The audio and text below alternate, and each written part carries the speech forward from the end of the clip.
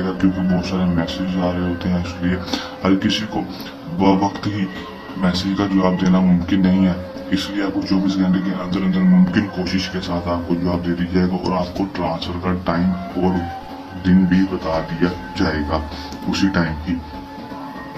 जब बता दिया जाएगा मुकम्मल तफसील तो हम आपको व्हाट्सएप पर नहीं बता सकते, इसलिए मुकम्मल तफसील के लिए आपको इस वीडियो में बता देता हूँ कि आपने करना क्या होगा। पूरे ट्रांसफर के लिए आपने किसी भी जगह पर जाकर, तन्हाई हुई जगह पर जाकर बैठ जाना है और बड़ा सा लाल रंग का गोल दरा लगा लेना है या फिर चाक के साथ या फिर लाल रंग के साथ। उसके अंदर बैठकर आपने 5 चिराग अपने पास जला लेने हैं। जलाने के बाद उसको आपने 11 अगरबत्तियां भी हम ट्रांसफर को लेने से आधा घंटा पहले आपने जला लेनी है। जो भी आपको टाइम दिया जाएगा ट्रांसफर का, जिस वक्त आपको शाह साहब कहेंगे उस वक्त ही आपने आपको